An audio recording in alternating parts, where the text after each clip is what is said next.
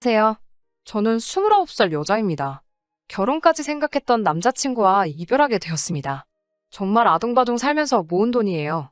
나름 제 나이에 아무 배경 없이 이 정도 돈을 모았다는 게 저한테는 하나 자부심처럼 여기고 있던 사실인데, 오히려 제가 모은 돈이 제 발목을 잡았다는 게 너무 마음이 아팠습니다. 지금도 생각해보면 자다가도 눈이 번쩍 뜨일 정도로 우라가 치밀어 올라요. 따지고 보면 저한테는 전화위복의 기회가 될 수 있고, 미리 알아서 다행이라고 생각하지만 그때 당한 수모를 생각하면 제 입에서 좋은 이야기는 나오지 않네요. 어려서부터 집안 형편이 좋은 편이 아니었어요. 제가 워낙에 아기 때라서 기억은 하나도 없는데 그때에는 잘 살았다고 하네요. 아버지도 대기업을 다녔다고 하고요. IMF 맞으면서 아버지 회사가 망하고 그나마 모아둔 돈과 퇴직금으로 사업을 시작하려고 했는데, 평소에도 의리의리 하시던 아버지가 연대보증을 잘못 써는 바람에 정말 땡전 한 푼 없이 빈털터리 신세가 되었다고 하네요. 제 어린 시절 기억은 정말 방 한 칸짜리에 화장실도 밖에 있는 집에서 온 가족이 부대껴서 살던 기억밖에 없습니다. 그나마도 없는 형편의 집안의 지원은 그 난리통에 태어난 제 남동생이 다 받게 되었어요. 없는 형편의 동생은 학원도 다니면서 공부를 할 수 있었어요. 저는 학교 성적이 나쁜 편은 아니었지만 남자인 동생이 먼저고 저는 대학을 보내줄 수가 없겠다는 이야기를 해오는 바람에 대학 진학을 하지 않고 졸업 후 바로 아르바이트를 시작하며 돈을 벌게 되었습니다. 제 눈을 조금만 낮추면 지방대에서 장학금 받으며 4년제 대학을 나올 수는 있었는데, 거기서 발생하는 생활비조차 지원을 받을 수 없으니 돈이나 벌자는 생각에 아예 진학을 포기해버렸어요. 차라리 특성화 고등학교를 나와서 고등학교 졸업 후 바로 대기업 생산직에 뛰어들 걸 이라고 후회한 적도 많았습니다. 월 150만 원 받으며 공장에서 일하게 되었는데, 대기업 생산직하고 제가 다니던 공장하고 비교하는 데는 조금 어폐가 있기는 하지만 대우가 많이 차이가 나더라고요. 복지도 좋고 휴일도 보장이 되는데 제가 다니던 공장은 그렇지가 않았습니다. 끝까지 대학교 포기 못하고 이 인문계를 선택한 저의 잘못이니 그때도 지금도 해봐야 푸념밖에 되지 않겠죠? 아무튼 그렇게 공장 다니면서 벌던 돈도 제 돈이 아니었어요. 솔직히 제가 돈돈돈 하는 걸 보면 젊은 사람이 왜 이렇게 생각이 꼬였냐고 하실 분들도 많으실 거예요. 하지만 어쩔 수 없는 이유가 있었습니다. 공장에서 주간야간 뛰면서 벌던 돈 또한 제 돈이 아니었거든요. 그 당시 제가 번 돈은 제 돈이 아니라 우리 가족의 돈이었어요. 동생 학원비도, 엄마 병원비도, 생활비까지 전부 다 제가 버는 돈에서 제일 먼저 나가게 되었고, 제 앞으로 저금은 꿈도 꿀 수 없었습니다. 제가 번 돈으로 들어놓은 적금이 있었는데, 그건 제 돈이 아니라 제 동생이 미래에 들어갈 대학교 등록금을 위해 모으던 돈이었네요. 그걸로 가족들하고도 많이 싸웠지만, 동생이라도 잘 풀리게 하자는 말에 설득이 되어서 바보같이 밑빠진 독에다가 물을 붓고 있었습니다. 그 적금이 어느 정도 쌓였을 때쯤 저는 가족들과 끝내 연을 끊게 되었습니다. 아버지가 무슨 기대를 하신 건지는 모르겠지만 그 돈을 들고 도박장으로 가셔서 개털이 돼서 돌아오셨죠. 도박으로 돈을 얼마나 불려서 돌아오실 계획이었는지는 모르지만 아무튼 그 사건이 도화선이 되어서 저는 가족들을 떠나 혼자 독립하게 되었습니다. 어머니가 처음으로 그때 저한테 미안하다고 눈물을 펑펑 쏟으며 사과를 하셨어요. 그때 마음이 약해져서 참아볼까도 했지만 저의 행복도 찾아야 하지 않겠냐는 생각에 뒤도 돌아보지 않고 가족의 품을 떠났습니다. 그 뒤로 정말 악착같이 돈만 모았어요. 학력도 경력도 아무것도 없으니 제가 할 수 있는 일이나 직장은 굉장히 한정적이었어요. 제가 들어갈 수 있는 선에서 안 해본 일이 없는 것 같습니다. 솔직히 일을 하면서 저에게 더러운 유혹을 하는 사람들이 굉장히 많았어요. 숙식을 제공한다 해서 들어간 골프장에서 자기가 어디 사장이다, 대기업의 어떤 높은 사람이다, 이런 식으로 자기를 설명하면서 저에게 더러운 제안을 해온 사람들이 한두 명이 아닙니다. 골프장은 월급도 괜찮은 데다가 숙식까지 해결이 되는 좋은 직장이었지만 그 더러운 제안에 제가 넘어가 버릴 것만 같아서 그만두기로 했습니다. 그 이후 아르바이트를 구할 때도 제 번호는 어떻게 알았는지 이상한 데서도 전화가 많이 왔습니다.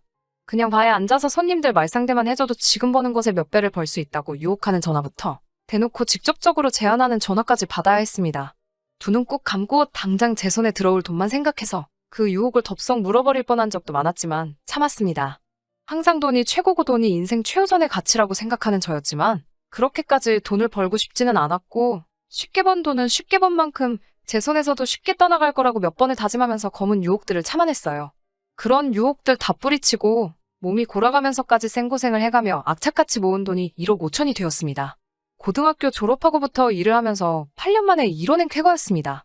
남들 꾸미고 다니고 여행 다니고 자기가 먹은 것들까지 전부 다 사진으로 SNS에 올리며 자랑을 할 때 저는 화장품 살돈 아낀다고 베이비 로션을 바르고 다니고, 먹고 싶은 게 있을 때는 다른 사람이 먹는 먹방 같은 걸 틀어놓고 그 앞에서 라면으로 끼니를 때우면서 모은 돈입니다.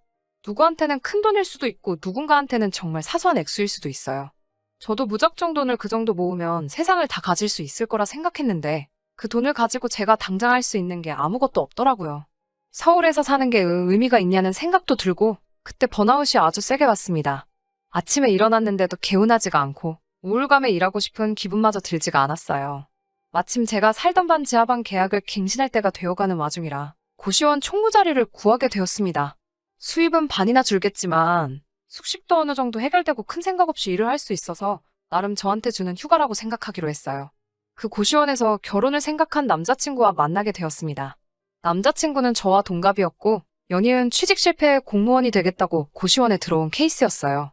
고시원 총무일을 하면서 고시원에서 눈 맞은 커플들을 보면 공부하러 와서 무슨 연애질을 하느냐 하는 생각을 했는데 제가 그걸 하게 되었네요. 남자친구가 제 인생의 첫 연애는 아니지만 제 집안 사정이나 데이트 때문에 아르바이트를 포기할 수 없다는 제 태도에 도망간 남자들이 한두 명이 아니었거든요. 그런데 이번 남자친구는 달랐습니다. 이제 와서 생각해보니 고시원 총무를 하면서 제 인생 처음으로 생긴 여유 때문인지 다르게 느꼈던 걸 수도 있겠네요. 아무튼 남자친구는 4년제 대학을 나와서 번듯한 직장 하나 갖지 못하고 여기저기 이력서를 내면서 기웃거리다가 결국 공무원을 하겠다고 고시원으로 들어온 케이스이기는 했어요. 그래도 제 상황도 이해해주고 저한테 참 잘하는 모습에 평생 돈만 쫓으며 살아왔던 제 인생에 조금씩 변화가 생기기 시작했어요. 제 나이도 있고 언제까지 이렇게 제대로 된 직장 하나 갖지 못하고 아르바이트만으로 돈을 벌 수 있을까 하는 생각도 들어서 정착을 하고 싶은 마음이 생겨나기 시작했어요. 그렇게 남자친구와 결혼 이야기가 오고 가게 되었고 그때 처음으로 제가 모아놓은 재산을 남자친구에게 공개를 했어요.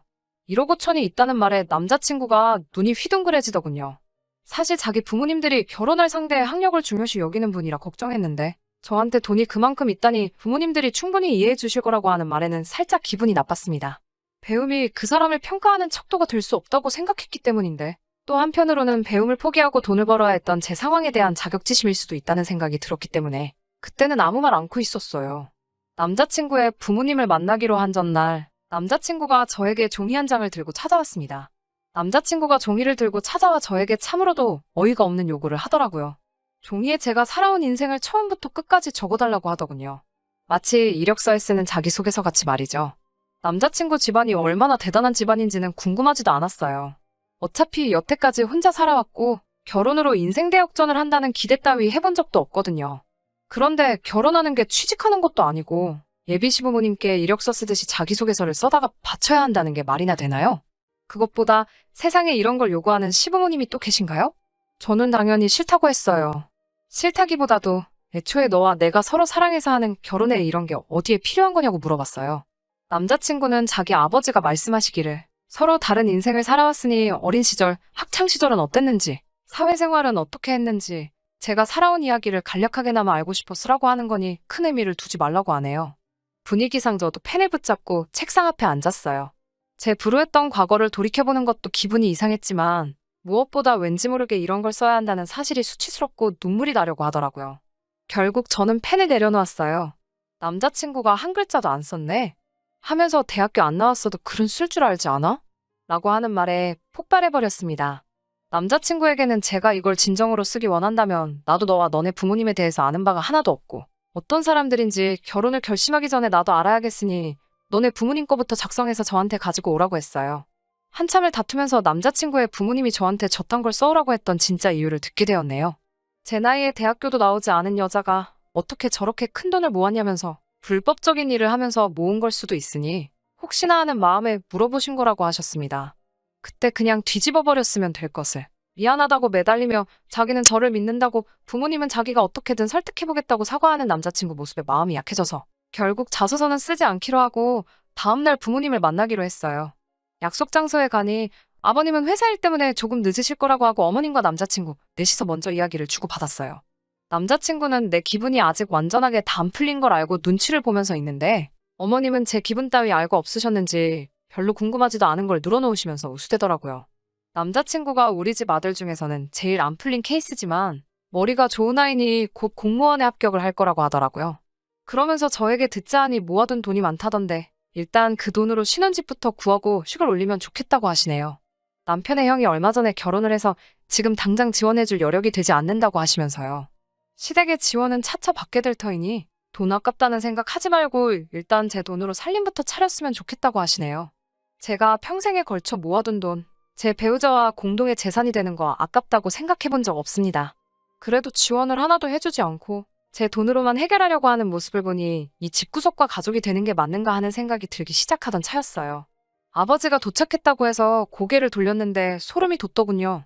문을 열고 약속 장소에 들어오는 남자친구의 아버지는 제가 예전 골프장에서 숙식해가며 캐디 아르바이트를 하고 있을 때 자기가 대기업에 다니는 누구라고 하면서 저에게 더러운 제안을 처음 해왔던 남자였습니다.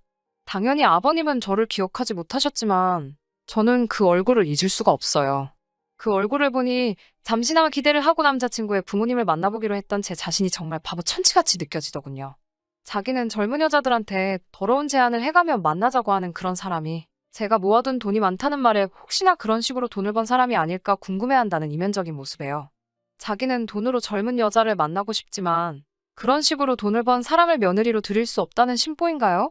근엄한 척 자리에 앉으며 세상에 자랑할 거라고는 자기가 다니고 있는 회사 이름 하나밖에 없는지 어디에서 부장을 하고 있다고 으스대면서 저에게 악수를 권하는 남자친구의 아버지 얼굴에다가 정신 똑바로 차리고 살라고 시원한 물 한 컵 끼얹어주고 자리에서 일어났습니다.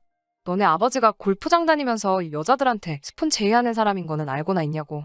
당장 내 돈이 어디서 나온 건지 궁금해하기 전에 본인부터 얼마나 깨끗한지 돌이켜보고 반성 좀 하라고 했어요.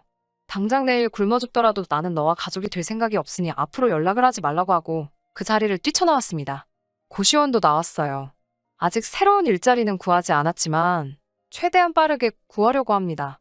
아직 제 인생의 가정을 꾸려 안정적인 삶으로 정착하는 건 꿈만 같은 일인가 봅니다. 남자친구 때문에 잠시간 현실에서 벗어나 행복했던 건 사실입니다. 하지만 아쉽지는 않아요. 본인들이 미친다고 생각하는 사람들과 가족이 되어봤자 제 인생이 드라마처럼 변하거나 하진 않았겠죠. 이런 일들을 저 혼자 감내해야 한다는 사실도 많이 서럽습니다.